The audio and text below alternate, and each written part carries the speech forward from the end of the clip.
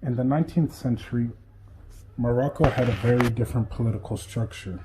They had qaids ruling and acting as judges, also led attacks in the regions of the country. These qaids were in charge of collecting debts from various tribes living on the territory of the Sultanate, and were acting armies responsible for fighting rebellious tribes that often led revolts against the ruling government.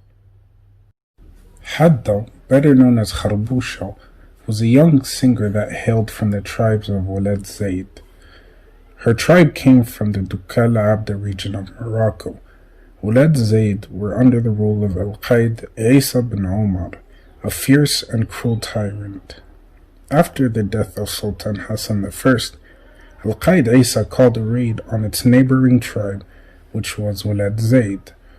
The raid resulted in the looting of all the tribe's horses and weapons caches, and the slaughter of most of the tribe. The tribe was rounded up by Isa's men and stabbed to death. Kharbusha miraculously survived the stabbing and was taken to be a slave to Isa.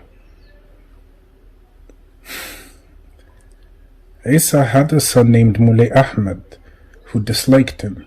Mulay Ahmed devised a plan with Kharbusha to act as if he loved her to undermine his father by loving a slave.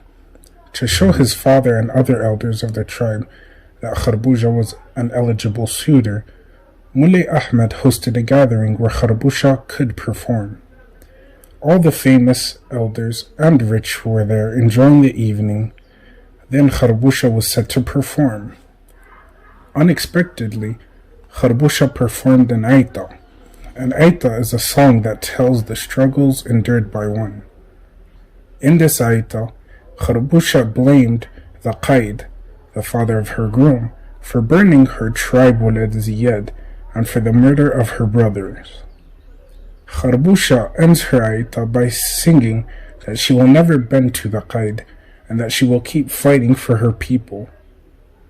She continued to undermine the qaid in front of his people by calling him a brother killer and a corpse eater, which means someone that kills his brother and lives with their fortune. The qaid received word of her song and came with his men to punish her. She was beat and imprisoned. Qaid Isa was advised to marry Kharbusha to calm tensions and to appear to have power over his subordinates. Kharbusha was freed from prison and treated nicely by one of the qaid's maids. This maid told Kharbusha of the wish to marry. Kharbusha decided that she would seek revenge for her people before dying. At the wedding, the qaid allowed Kharbusha to sing a song that she used to sing to her tribe. Unknowingly, this would be Kharbusha's last aita.